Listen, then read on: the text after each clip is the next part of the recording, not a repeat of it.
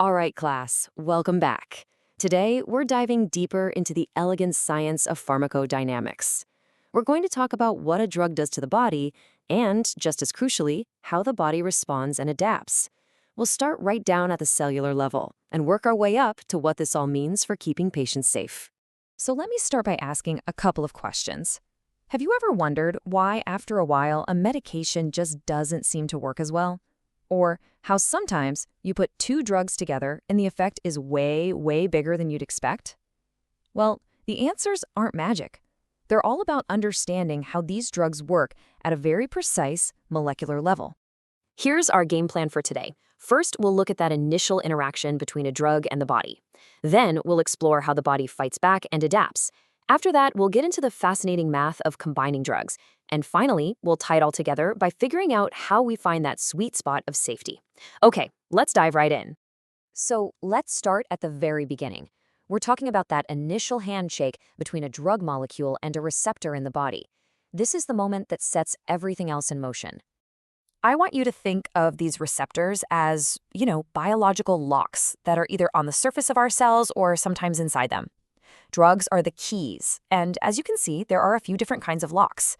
Some, like these ligand-gated ion channels, are pretty simple. The key turns and a gate opens for ions to rush through. Others, like the G-protein coupled receptors, are more complex. They set off this whole chain reaction inside the cell. The point is, each type of lock starts a totally unique response. Okay, this brings us to two of the most important and most confused terms in all of pharmacology: potency and efficacy. You absolutely have to get this straight. Potency is all about the amount of drug you need to get in effect. It's a quantitative measure. Efficacy, on the other hand, is about the maximum effect a drug can produce. It's about how big of a biological punch it can pack, no matter how much you give. We can see this really clearly on a dose-response curve. So look here. To figure out potency, we look at the horizontal x-axis. The key marker is something called the EC50. That's the concentration that gives you 50% of the maximum effect. See how drug A's curve is shifted way to the left of drug B's? That means you need a much, much smaller dose of drug A to hit that 50% mark. So drug A is way more potent. Now let's talk efficacy. For that, you look at the vertical y-axis, how high the curve goes. This is the drug's biological ceiling. Notice the drugs A and B, even though they have different potencies, both hit the exact same maximum effect, the Emax. They have identical high efficacy. But look over at drug C. It plateaus at a much lower level. It doesn't matter how much more of drug C you give, it will never produce the same level of response. Its efficacy is just lower, period. But here's where it gets really interesting. The body doesn't just sit there and take this. It's a dynamic, incredibly smart system that actively adapts when you keep exposing it to a drug over time. And the first adaptive mechanism we're going to talk about is tolerance. I'm sure you've all heard this term. Clinically, it's simple. The same dose of a drug just starts to produce less and less of an effect over time. And what does that mean? It means you'll often need a higher dose just to get back to that original response. And you can see it perfectly in this graph. It looks like a staircase going down. The first dose gives you a big response, but with the next dose, the response is a little smaller. And the next smaller still. That's the classic picture of a patient developing tolerance.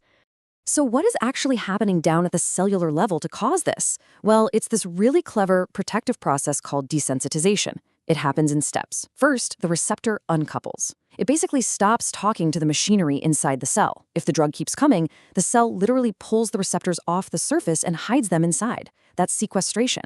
And finally, if the stimulation just won't stop, the cell throws its hands up and just reduces the production of new receptors altogether. That's downregulation. But, the body can also go in the complete opposite direction. What if we're constantly blocking receptors with an antagonist drug?